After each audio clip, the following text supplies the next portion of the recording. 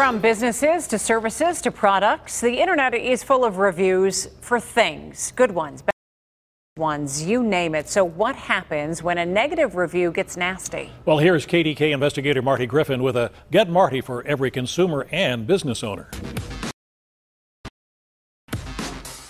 It's an older western Pennsylvania brick home that needs a cap on one chimney. The other may need a little more than that. It's what Valerie Fitzgerald was thinking when she called a company to take a look. I specifically requested a 5 o'clock appointment, and I get home at 5 and they're already gone. There's no chimney cap. The company's gone. There's an estimate for close to $4,000 in chimney work left behind. She was disappointed. A few days later, I got an email from the company saying, please fill out this Google review and we'll send you $20 rebate if you do a review. Here's that review. Basic stuff. I asked to have a chimney cap installed. Requested a 5 p.m. appointment so I could be home and get my questions answered before I even got home.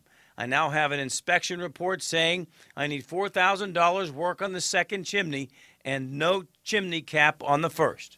I post this review that wasn't terrible, it was merely factual, and I end up getting a letter, certified mail, about they're going to have legal consequences. Here's the letter from Advanced Chimney Sweeps, Inc. out of Uniontown. It states, we must demand that you remove the most recent review you posted on Google. The review isn't completely truthful and is derogatory in nature, as well as aimed at causing intentional, irreparable financial harm to our reputation and our business. This matter has been forwarded over to our attorneys, and if the review isn't removed within 10 business days, then we will instruct them to proceed civilly. They were going to sue Valerie for a review they asked her to do. These people are trying to bully me into taking down my review. Fed up, a bit frightened, she reached out to me, writing, would this be something you could help with? It's terrifying that a company can threaten legal action. I reached out to the company. The owner took immediate action. He didn't want to appear on camera, but sent this email. Hi, Marty. After careful consideration, we do feel we were overzealous in our response and acted with a knee-jerk reaction to the review. We have offered an apology to Mrs. Fitzgerald. We have offered to do the repairs we recommended in the amount of $3,975 free of charge. I'm very pleased at how it turned out. I feel like I got my side across, the business got their side across, and we're at a good place now. The online review controversy works both ways. Jason Sims, he owns a highly regarded cleaning service called Made on the Spot. I believe it was February 25th, 2010. When we first cleaned for her. Sims says his company cleaned a local home 8 years ago. He also says the woman never complained until recently in a Yelp review. Oh, it's horrible. It says we're horrible people. Here it is, the review, placed in late February of this year, using words like never again and dishonest people. No reference to the fact that the company cleaned the house 8 years ago. She implies that it just happened. The woman who filed the review wanted nothing to do with us, so we reached out to Yelp. In an email back and forth, I asked a spokesperson for Yelp, am I to assume you allow a person to post an 8-year-old review? The answer, yes.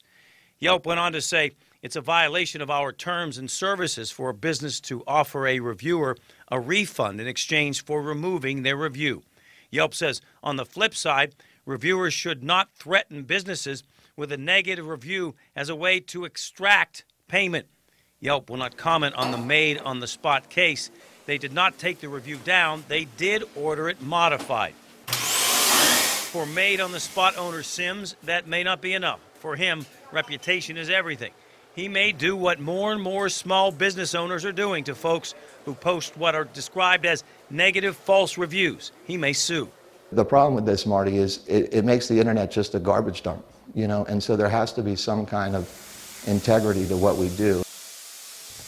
He also describes it as the wild, wild west. Well, I talked extensively with the woman who posted this 8-year-old review. We're not using her name. I told her, I said, it makes no sense. She told me, if it's 8 days or 8 years old, it's the truth. The folks at Made on the Spot disagree. Meantime, I'm told both sides are right now working this out. Stay tuned. Man. Yeah, this is a quagmire any way you look at it. It is. You know, with all of these different reviews. All right, let's go back to Yelp for a second. All right, this woman posts a review that is 8 years, I mean, for something that happened 8 years prior. It doesn't say it's 8 years old. It doesn't say that. So why won't Yelp take it down? So, okay, I asked them a direct question. Why do you let someone post an 8-year-old review? Yelp says, we encourage users to share their truthful, first-hand experiences online, and they say Yelp does not take sides in factual disputes. We expect consumers to stand behind their reviews.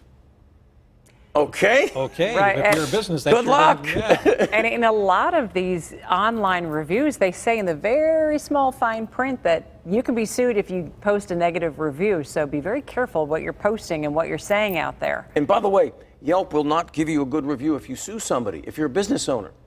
It really is kind of a strange environment. That's why I call people. Wild, wild west. It's a wild west. Exactly. You said it. Good luck.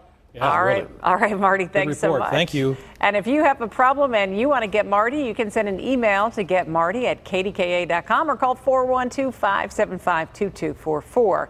And visit kdka.com/getmarty to see how he is making a difference, one story at a time.